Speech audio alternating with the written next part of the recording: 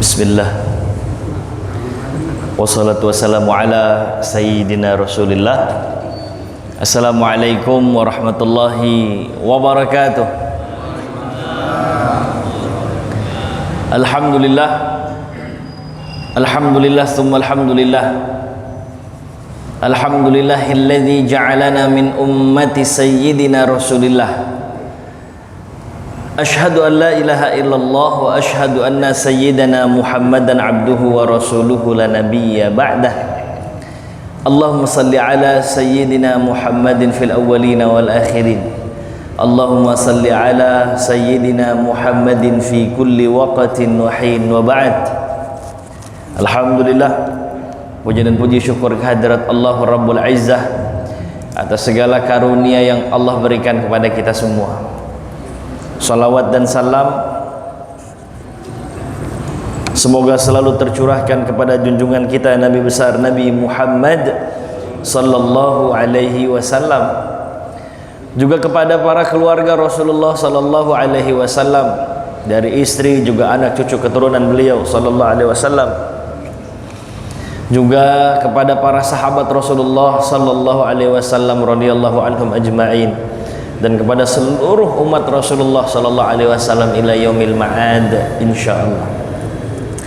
Jemaah Bapak Ibu yang dimuliakan Allah Subhanahu wa taala, insyaallah hari ini kita akan melanjutkan kajian Sirah Nabawiyah yang merujuk kepada kitab Fiqh Sirah Nabawiyah li Syekh Muhammad Sa'id Ramadan Al-Buti rahimahullah rahmatal abrar, wasa'allahu dharihahu wa nafa'ana Allahu bi'ulumihi fid darain insyaallah. Baik, kemarin kita sudah sampai kepada tibanya Rasulullah sallallahu alaihi wasallam di kota Madinah ya. Dulu namanya masih Yathrib itu. Baik, apa yang Rasulullah lakukan sallallahu alaihi wasallam setibanya di kota Madinah? Baik, asasul mujtama al-jadid ya. Jadi apa namanya, pondasi Rasulullah sallallahu alaihi wasallam membangun peradaban di kota Madinah. Laqad kanat hijratu Rasulillah sallallahu alaihi wasallam ila al-Madinah ta'ni nash'atul awwal ya lidari Islam idzaka ala wajhil ard, wa qad kana dzalika idzanan bi zuhurid daulah al-islamiyah bi isyrafin mansya'uha al-awwal Muhammad alaihi salatu wassalam ya. Ketika Rasulullah sallallahu alaihi wasallam hijrah, maka Rasulullah membangun masyarakat Islami yang madani ya. Walidha faqad kana awwalu amalin qama bihi Rasul sallallahu alaihi wasallam, untuk membangun peradaban yang madani yang Islami ini, maka Rasulullah sallallahu alaihi wasallam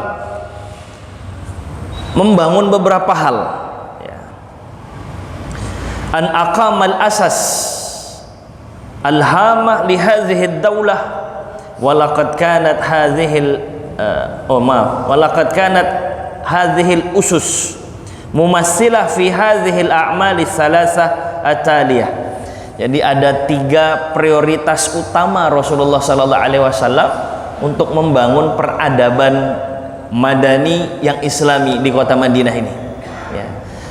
Yang pertama kali Rasulullah perhatikan binaul masjid. Rasulullah membangun masjid. Jadi itu yang pertama kali dieksekusi sama Rasulullah untuk membangun peradaban yang dahsyatnya luar biasa ya. Concernnya Rasulullah pertama membangun masjid. Tsaniyan al-mu'akhah bainal muslimina 'amatan wal muhajirin wal ansar khassatan. Konsepnya Rasulullah sallallahu alaihi wasallam, prioritasnya Rasulullah adalah mempersaudarakan sesama muslim ya. Antara muhajirin sama ansar khususnya ya. Yang ketiga, kitabatun wasiqah, ya. Jadi Rasulullah membangun dustur, undang-undang, peraturan-peraturan untuk menjaga stabilitas Madinah saat itu, ya. Yang membatasi peraturan-peraturan itu hayatal muslimina fima bainahum, ya. Bagaimana kehidupan sesama muslim, ya. Bagaimana hubungan antar satu muslim dengan muslim yang lain, bagaimana hak-hak muslim kepada saudaranya dan lain sebagainya. Itu yang Rasulullah SAW bangun, ya. Jadi prioritas utamanya Rasul. Wa awdahat alaqatuhum, ya, ma'a ghairihim bi suratin amah wal yahud bi suratin khasah. Rasulullah juga menjelaskan kedudukan, ya, hubungan antara muslim dan non muslim, khususnya orang-orang Yahudi, ya. Karena di Madinah itu kan memang sudah ada beberapa kabilah Yahudi yang menetap di sana. Ada Bani Nadir contohnya, terus Bani Qainuqa juga seperti itu. Itu udah menempati kota Madinah sebelum Rasulullah datang, dan perlu adanya peraturan yang mengatur hubungan seorang muslim dengan non muslim itu, ya. Karena nanti betul sekali apa yang Rasulullah SAW lakukan sebagai prioritasnya, ya. Kalau nggak dibuat peraturan, oh kacau sudah. Karena dengan dibuat peraturan saja banyak hal-hal yang kemudian diingkari kesepakatan antara Yahudi dengan Muslim itu, ya. Ini bagian dari karakteristik khasaisul Yahud, karakteristik orang-orang Yahudi. Maka perlu dibangun peraturan-peraturan itu, ya. Wa sanabda wa natahaddas an bina'il masjidi awwalan. Kita akan memulai dari prioritas Rasulullah SAW membangun masjid. Qulna fima madha, kita sudah ceritakan, inna naqatahu sallallahu alaihi wasallam, bahwa naqahnya Rasulullah, yakni Allahumma shalli ala sayyidina Muhammad, ontanya Rasulullah sallallahu alaihi wasallam, ya, barakat fi maudi'in kana li ghulamaini yatimaini minal ansar. Jadi ontaknya Rasul kan begitu sampai di Madinah diperebutkan sama orang-orang tuh, ya. Biar ke rumah saya aja Rasul, tinggal di tempat saya aja ya Rasul, gitu. Berebutan orang-orang Madinah. Kata Rasulullah apa? Sallallahu alaihi wasallam, da'uha fa innaha ma'mura. Udah, biarin. Karena onta ini udah diarahkan oleh Allah Subhanahu wa taala. Nanti dia berhenti di tempat yang memang dia diperintahkan oleh Allah untuk berhenti di situ. Maka berhentilah naqah, ontaknya Rasulullah SAW ini di sebuah tanah lapang yang namanya mirbad. Jadi mirbad itu tanah lapang, seperti yang kita sempat bahas waktu lalu. Mirbad ini tempat orang buat ngejemur korma atau gandum dan sejenisnya. Berhenti di situ. Memang nanti tempat berhentinya berhadapan dengan rumahnya Abu Ayyub Al-Ansari yang kita kisahkan kemarin terakhir itu. Makanya nanti Rasulullah SAW bilang, ha huwal manzil, kita tinggalnya di rumah ini, bukan di lapangan, ya. Walaupun ontanya Rasul ngerebahin dirinya di lapangan, tapi di depan lapangan itu ada rumahnya Abu Ayyub Al-Ansari. Kalau Abu Ayyub Al-Ansari di mana Rasulullah tinggal di sana sudah kita ceritakan kemarin. Sekarang status tanah ini di mana ontanya Rasul merebahkan diri itu, lapangan itu punya siapa? Wa kana As'ad bin Zurarah qad ittakhadha musalla qabla hijrati Rasulillah sallallahu alaihi wasallam ila Madinah. Dan ternyata lapangan di mana ontaknya Rasul itu berhenti dan merebahkan diri, emang dari sebelum Rasulullah datang ternyata udah dipakai buat sholat. Loh, kan Rasulullah sallallahu alaihi wasallam baru datang. Apa Islam sudah tersebar di kota Madinah? Yang membuat tempat itu menjadi tempat sholat dan tempat ibadah adalah As'ad bin Zurarah dan sahabat-sahabatnya. Ingat gak nih kisah ini? Kok udah ada orang Muslim sholat di situ? Dari mana itu? Karena jemaah yang dimuliakan Allah, pada saat Bai'atul Aqabah yang pertama. Nah, ini balik lagi nih ke belakang nih biar jelas kisahnya. Ketika ada orang-orang dari Yathrib, dari Madinah yang berbaiat kepada Rasulullah, sumpah setia kepada Rasulullah sallallahu alaihi wasallam di Bai'atul Aqabah yang pertama, ya. Rasulullah juga mengutus sahabatnya untuk menjadi duta, wakil dari Rasulullah mengajarkan pondasi-pondasi agama Islam kepada penduduk Madinah. Jadi orang Madinah yang datang hajian itu begitu pulang sama Rasul diikut sertakan satu orang sahabatnya. Siapa nama sahabat ini kalau ingat? Hah? Mus'ab ibnu Umair namanya ini. Unik nih. Kenapa nggak dikirim Abu Bakar? Dan dikirim Umar saja? Nggak dikirim Ali atau Utsman? Enggak. Mus'ab ini sosok orang yang humble. Jadi Rasulullah udah tahu karakteristiknya ini.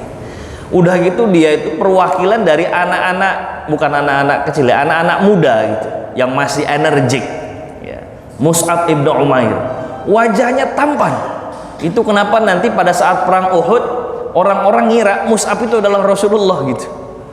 Maka nanti yang kena tebas itu adalah Mus'ab ibnu Umair pada saat perang Uhud. Tebas tangan kanan dan beliau sedang memegang Rayatul Muslimin, benderanya umat Islam itu.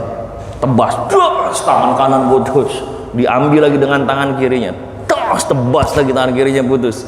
Sampai dalam beberapa kisah dikisahkan, Mus'ab minta bantuan orang lain, coba tempelkan bendera itu di antara pundak dan leher. Baru nanti Sayyidina Mus'ab kena tombak dan wafat beliau sebagai seorang syahid ya. Dan orang-orang mengira bahwa itu adalah Rasulullah Sayyiduna Muhammad sallallahu alaihi wasallam karena tampannya seorang Mus'ab itu ya.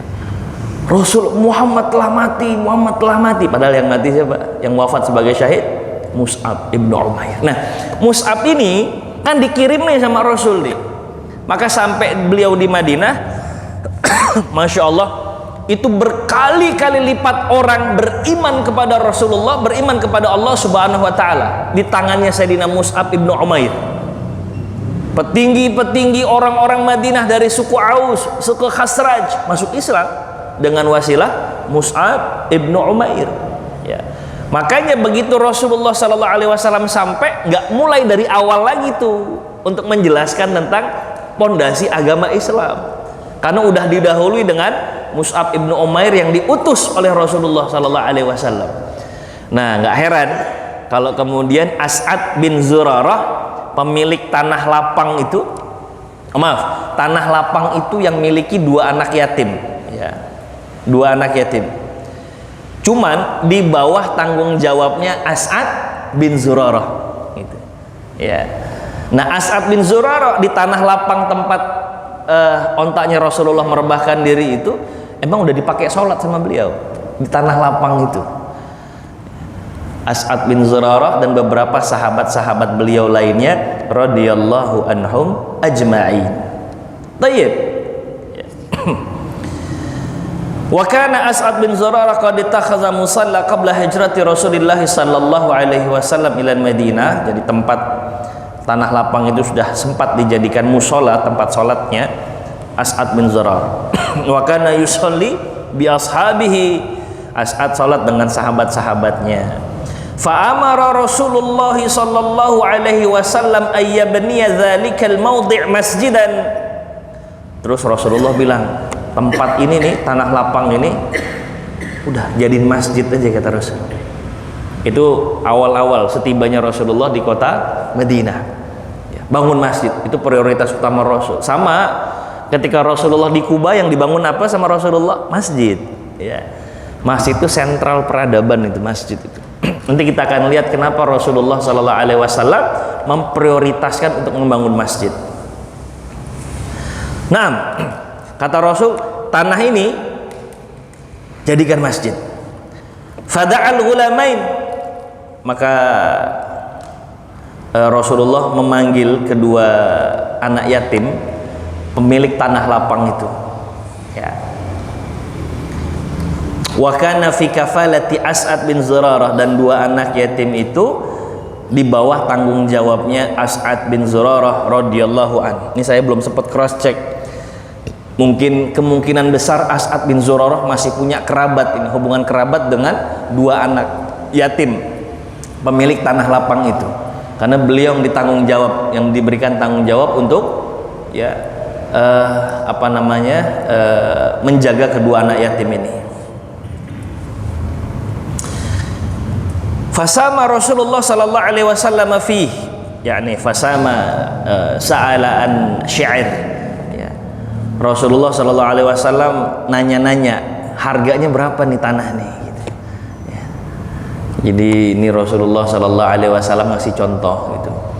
Jadi nggak haji mumpung mentang-mentang Rasul asal tunjuk terus jadi itu enggak. Rasulullah tetap tanya, ini punya siapa, berapa harganya kalau mau dijual, saya mau bikin masjid gitu ya. Ini bukan bikin bangunan pribadi untuk rumah Rasul ya, untuk umat. Tapi Rasulullah harus jalanin protapnya gitu. Dia tanyain siapa punyanya, nggak main asar gusur aja terus kemudian main bangun aja, enggak ya. Ini adalahnya Rasulullah sallallahu alaihi wasallam ya. Berapa harganya kata Rasulullah. Faqala, kedua anak yatim itu melalui walinya As'ad bin Zurarah, bal nahibuhu laka ya Rasulullah, nggak usah dibayar ya Rasul, kita kasihin aja untuk engkau, kita wakafin aja untuk masjid ya Rasul, begitu bahasanya ya. Kita kasih aja untuk engkau ya. Kita kasih aja untuk umat Islam, kata Rasulullah sallallahu alaihi wasallam. Fa'aba ya, kata Rasul enggak, jangan, kita beli, kata Rasul, saya beli ya. Saya akan kasih hak kamu, katanya. Hatta ibta'ahu minha bi asyrati dananir, sampai dilah harga tanah itu senilai 10 dinar ya. Ini tanah itu 10 dinar harganya. Wa kana fihi syajarun gharqat wa nakhl wa kuburun qadimah li ba'dil musyrikin. Tanah lapang itu setelah dibeli sama Rasulullah sallallahu alaihi wasallam, ternyata di dalamnya banyak pohon gharqat.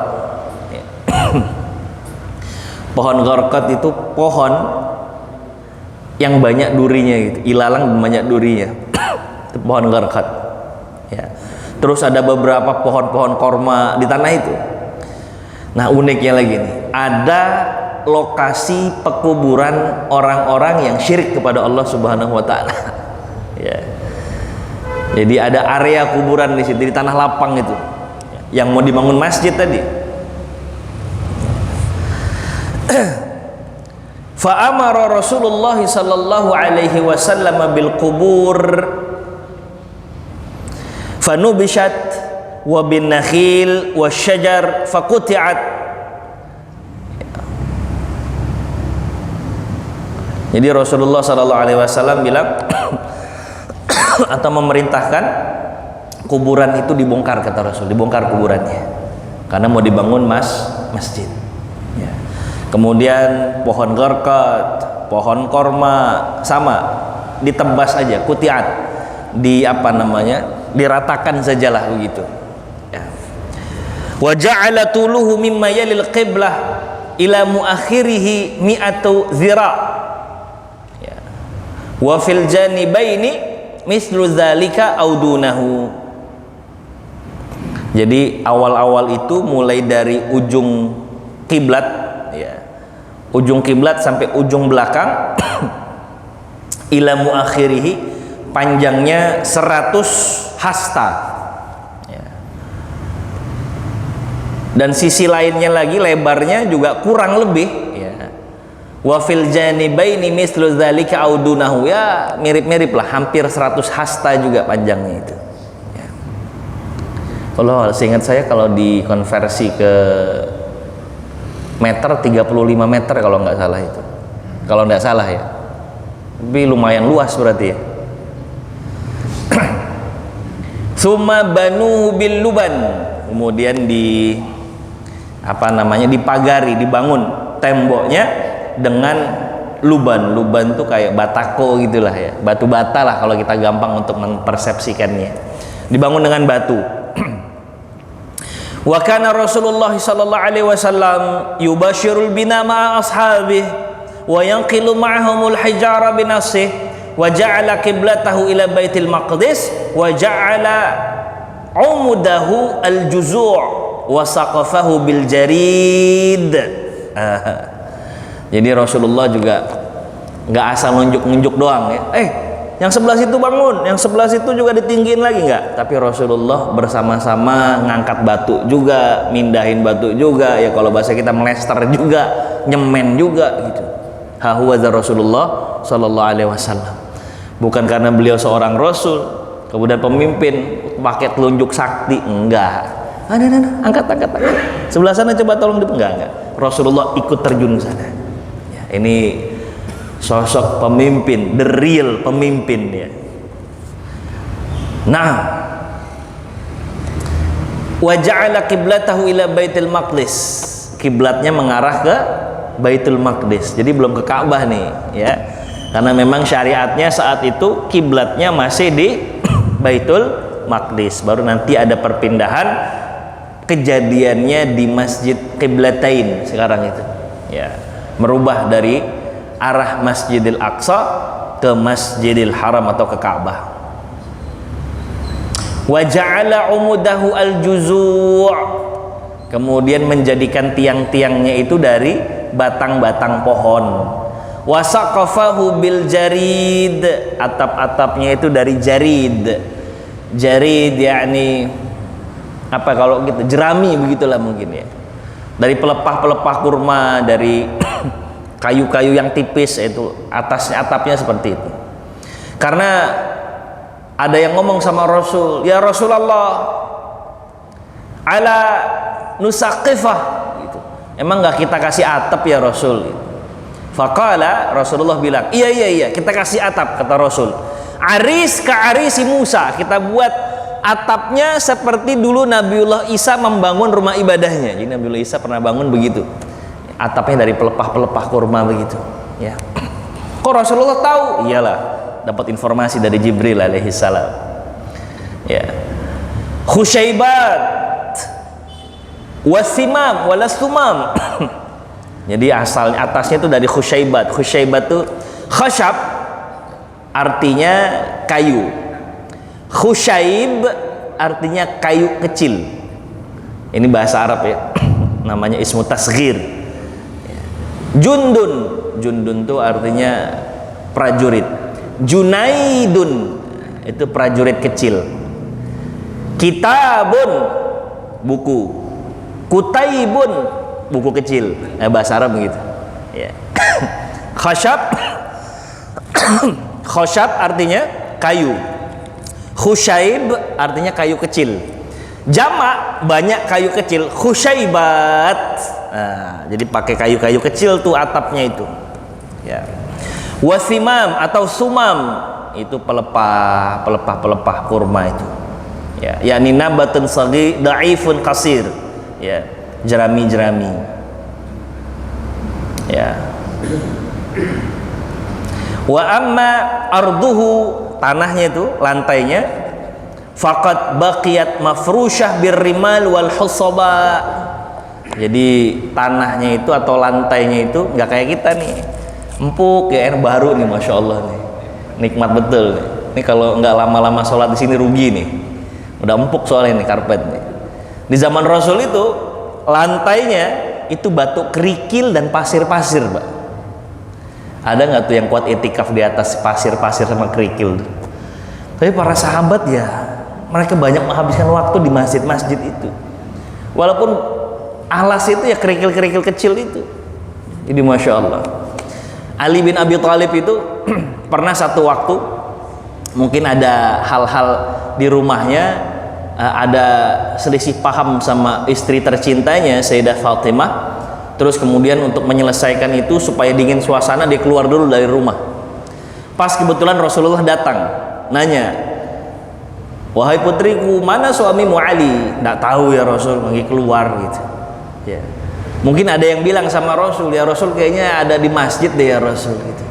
Rasulullah datang ke masjid, betul Sayyidina Ali itu lagi tidur di situ, dibangunin sama Sayyidina Ali, sama Rasulullah. Begitu bangun, dari atas ke bawah debu semua. Kata Rasulullah, ya Aba Turab, wahai manusia debu, kata Rasul. Ya. Kok bisa sih banyak debunya? Iya, karena memang lantainya masjid itu adalah kerikil-kerikil dan pasir gitu. Jadi Sayyidina Ali salah satu julukannya Abu Turab, ya, manusia debu gitu, karena pernah tidur begitu dibangunin Rasul debu semua di badannya gitu. Ya. Tapi masya Allah ya. Kalau ngebayangin masjid di zaman Rasul berarti ya pernah dulu ada museum Rasulullah SAW di Madinah itu. Tapi sebelum pandemi sempat mau direnovasi, dipugar.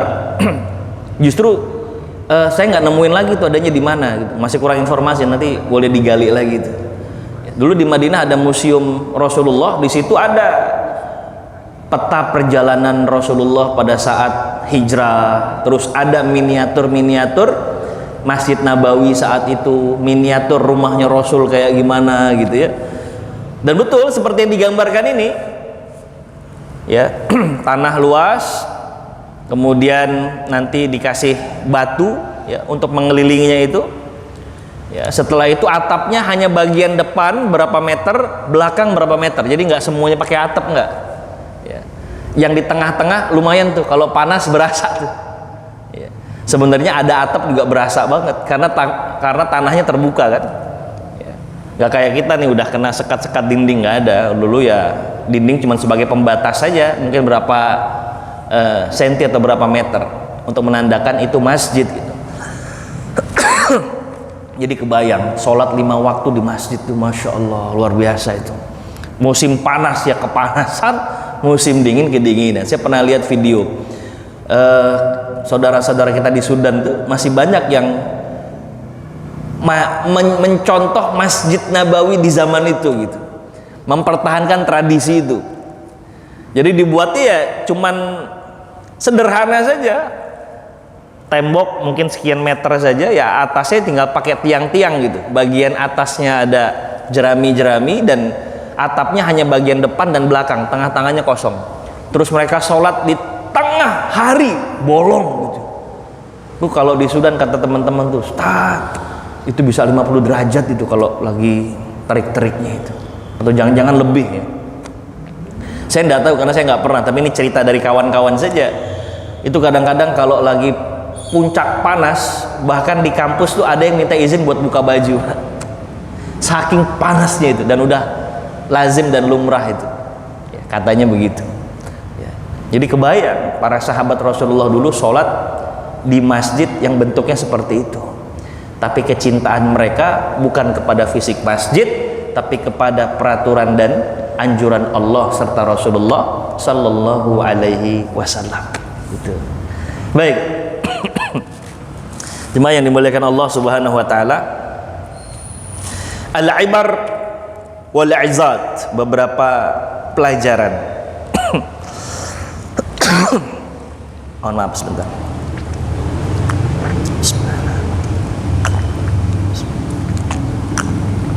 Mada ahamiyatul masjid fil mujtama'il islami wad daulah al islamiyah.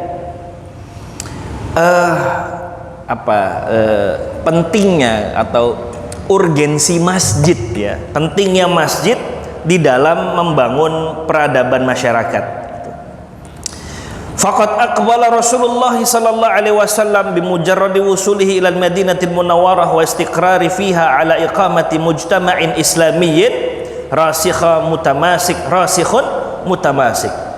Jadi Rasulullah begitu sampai di kota Madinah, beliau membangun pondasi-pondasi yang kokoh itu ya, yakni rasikh mutamasik. Nggak hanya kokoh tapi apa ya bahasanya itu ya, terintegrasi gitu, terpadu, rasikhun mutamasik. Jadi Rasulullah udah bikin tuh pondasi-pondasi udah dibuat sama Rasul yang terintegrasi satu sama lainnya, saling berhubungan kuat dan menopang satu sama lainnya. Ya ta'allaf min haula'il muslimin al-ansar wal muhajirin allazina jama'athumul Madinah al-Munawwarah ya. Untuk mengikat hati di antara orang-orang muslim baik muhajirin atau ansar yang mereka berkumpul di Madinah Munawwarah itu.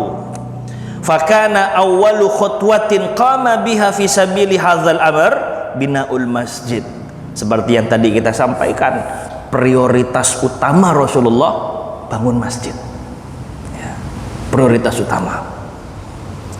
Fala gharwa wala ajab fa inna iqamatal masjid awwal wa ahammu raqizatin fi bina'il mujtama'il islami. Tidak ada keraguan lagi bahwa membangun masjid itu adalah sesuatu yang paling urgent untuk membangun peradaban Islami. Zalika annal mujtama'al muslim innama yaktasibu sifatar rusukh wa tamasuk bil tizam nizam al-islami wa qidah wa jami' min ma'in kula ruhil jasad wa ruhiyah. Karena Rasulullah perlu membangun semangat orang-orang Islam, ya, dan semangat itu dibangun di dalam masjid. Inna min nizamil Islam wa adabihi syuyu'un al-siratul ukhuwah wal mahabbah bainal muslimin. Ya. Jadi target pertama Rasulullah membangun masjid itu untuk membangun ukhuwah, persaudaraan dan juga mahabbah. Ya. Jadi membangun ukhuwah dan mahabbah itu di masjid lah. Kita ngebangun persatuan itu di masjid, ngebangun persaudaraan itu di masjid. Maka salah kalau ada masjid yang sekarang ini mengkotak-kotakan jemaahnya itu. Jangan. Masjid itu pemersatu, Pak. Kita boleh berbeda dalam hal pikiran, dalam hal pendapat, tapi untuk urusan ibadah memakmurkan masjid harus nyatu, Pak. Yang repot ini kan sekarang kotak-kotak ini jadi merambat kemana-mana itu. Ya, enggak. Kalau sudah di masjid, ukhuwah sudah, mahabbah, ya, persaudaraan, kasih sayang sesama muslim, sesama saudara muslim. Karena itu yang menjadi prioritas utama Rasulullah SAW saat membangun masjid itu, menyatukan hati orang-orang muslim itu. Bukan malah mensekat-sekat, mengkotak-kotakan, memisah-misahkan. Lah, salah jalan sudah itu. Masjid itu harusnya mempererat sudah. Ya. Nah, walakinna syuyu'a hadhil al-sirah la yatimu illa fil masjid. Ya tadi ya, bahwa tersebarnya ikatan persaudaraan itu nggak bisa kecuali di masjid. Ya. Sekarang nggak bisa itu hadir rasa ukhuwah kalau sesama saudaranya nggak sering-sering ketemu. Ya. Fama lam yatalaqal muslimuna yaumiyan ala marratin muta'addidah fi baitin min buyutillah wa qad tasaqatat mimma bainahum fawariqal jah wal mal wal i'tibar. Ya. La yumkinu li ruhi ta'alif wa ta'akhi an tu'allifa bainahum. Kalau mereka nggak sering-sering dikumpulin sama Rasul, seorang muslim melihat bagaimana keadaan saudara muslimnya yang lain, terus kemudian Rasulullah kumpulkan, Rasulullah berikan wejangan-wejangan setiap saat dikumpulkan itu, supaya hadir rasa yang sama di antara umat Islam, sama-sama saling memberikan perhatian. Kan ketahuan ya, kalau nggak ada di rumah, oh mungkin lagi sakit kali ini, karena biasanya ada di masjid ya. Oh, tapi sekarang ya itulah ya, banyak orang yang lebih berat ya, untuk bisa datang ke masjid ketimbang melakukan amalan-amalan berat lainnya gitu. Ya, mudah-mudahan yang belum ada keterikatan hati dengan masjid, mudah-mudahan Allah gerakan hatinya bisa cinta dengan masjid. Disinilah Rasulullah SAW membangun rasa persaudaraan itu, rasa mahabbah, rasa cinta sesama muslim. Ya. Maka dengan sering berkumpul itu, perbedaan, ya, terus status dan atribut sosial gitu, itu bisa ditekan, gitu, bisa diminimalisir, sehingga timbullah rasa sayang di antara umat Islam. Jadi sering ketemu, terus ngobrol perkara agama, saling memotivasi dalam kebaikan, akan menjalin kedekatan itu, persaudaraan sesama muslim. Ya. Wa inna min nizamil Islam wa adabihi an tusyayyi'a ruhul musawah wal adl fi ma bainal muslimina fi mukhtalafi syu'unihim wa ahwalihim. Ya. Juga untuk membangun persamaan dan keadilan. Ya. Masjid itu untuk membangun persamaan dan keadilan. Rasulullah SAW menanamkan itu kepada para sahabat Rasulullah, dikumpulin di masjid. Ya.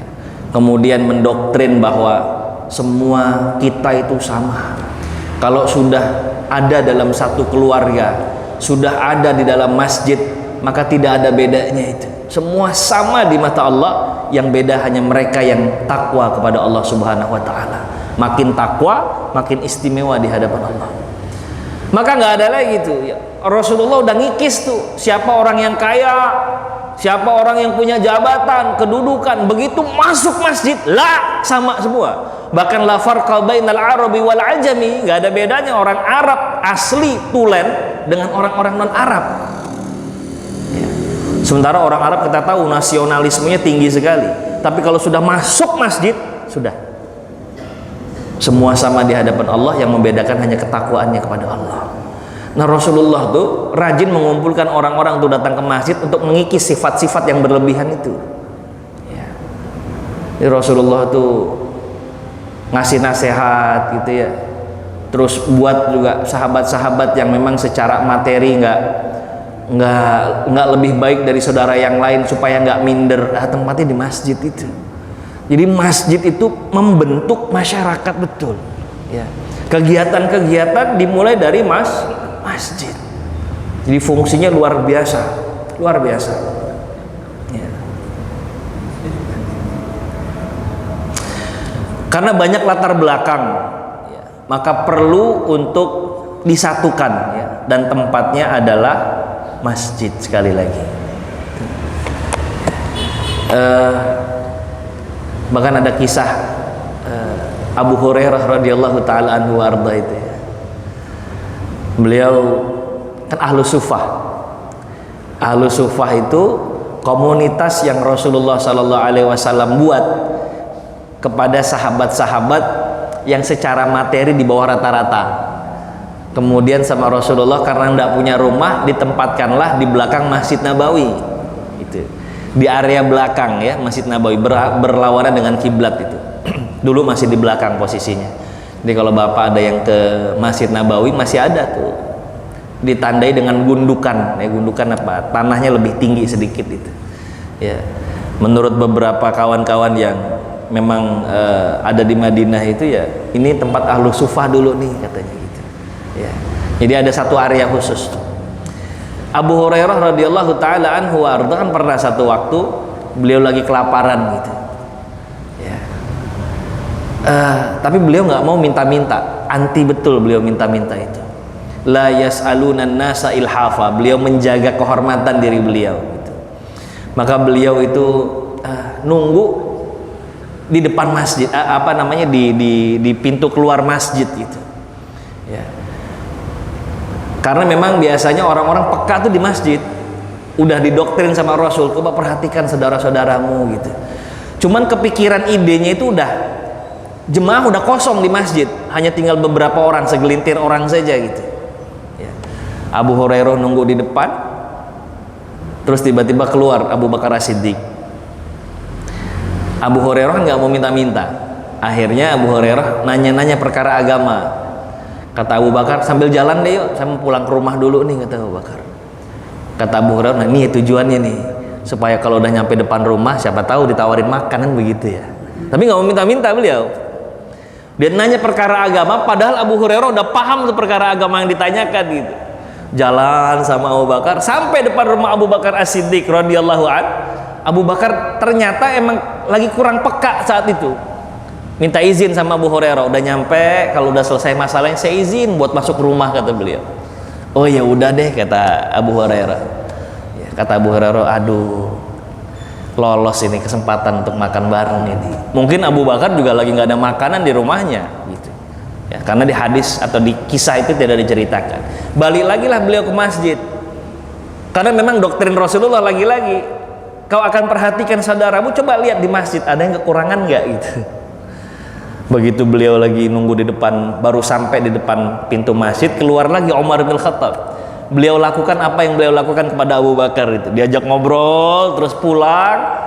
Tapi lagi-lagi mungkin Umar juga lagi gak punya makanan, makanya Umar main masuk aja, dia izin, saya masuk dulu ya, kata Umar. Kata Abu Hurairah, ya nggak dapat lagi nih makan nih, balik lagi lah ke masjid, karena memang sentralnya masjid tuh lagi-lagi tuh. Untuk kita memperhatikan bagaimana kondisi saudara-saudara kita, masjid tepatnya. Baru yang ketiga Rasulullah keluar, Rasulullah dari jauh udah senyum-senyum aja, udah mesem-mesem, ya Rasulullah tahu bagaimana keadaan sahabatnya kan. Begitu ngeliat Abu Hurairah nggak berani nanya nih. Karena Rasulullah pasti tahu maksud dan tujuan Abu Hurairah nanya-nanya perkara agama itu. Tapi Rasulullah udah paham. Maka Abu Hurairah diajak sama Rasul, "Wahai Abu Hurairah sahabatku, ayo kita pulang, kita ke rumah," gitu. Ya, sampai rumah Rasulullah sallallahu alaihi wasallam, nanya sama sahibul bait, "Istriku ada apa di rumah?" gitu. Kata istrinya, "Di rumah nggak ada apa-apa ya Rasulullah." Wah, lemes tuh Abu Hurairah, ya nggak ada apa-apa lagi, kata Abu Hurairah. Ya. Tapi ada susu tuh yang ngasih tuh. Oh, ada susu. Kata Rasul, "Itu sedekah apa hibah?" Karena Rasulullah kalau sedekah nggak boleh nerima. Rasul dan keluarga nggak boleh nerima sedekah, Pak, itu peraturannya. Tapi kalau hibah boleh. "Hibah ya Rasulullah." Alhamdulillah. Abu Hurairah di luar ngedenger kan, wah alhamdulillah nih dapet nih, kata Abu Hurairah. Ya. Singkat cerita, Abu Hurairah dipanggil sama Rasul, cuman bukan buat minum. Abu Hurairah panggilin ahlu sufah yang lain, suruh kemari, kita minum susu sama-sama gitu. Abu Hurairah kalau bahasa kita sekarang nepok jidat, Pak, yang bener aja ahlu sufah ini kan banyak orang ya, susu cuman satu cawan, satu centong doang gitu. Tapi karena perintah Rasul, datanglah ahlu sufah, dibagikan tuh minuman susu itu kepada para ahlu sufah, dan Masya Allah ternyata nggak berkurang sedikit pun air susu itu.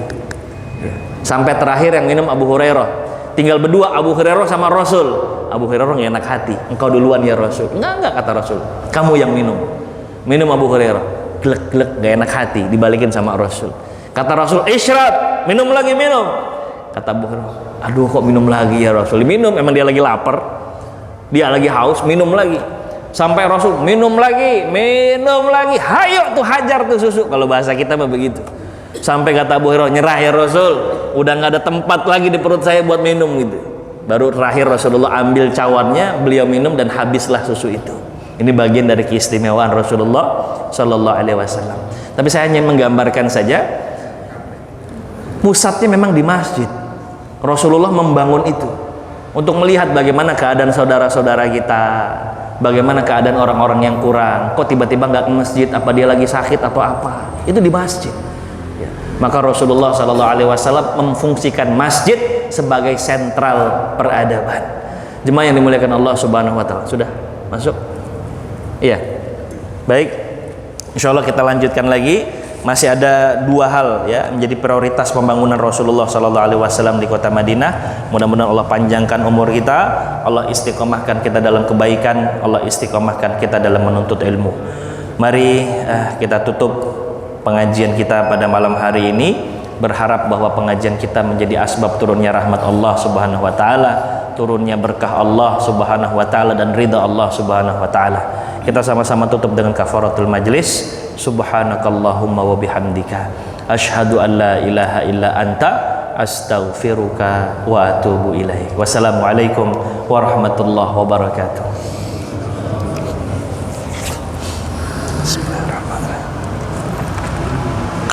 Allahu Akbar, Allah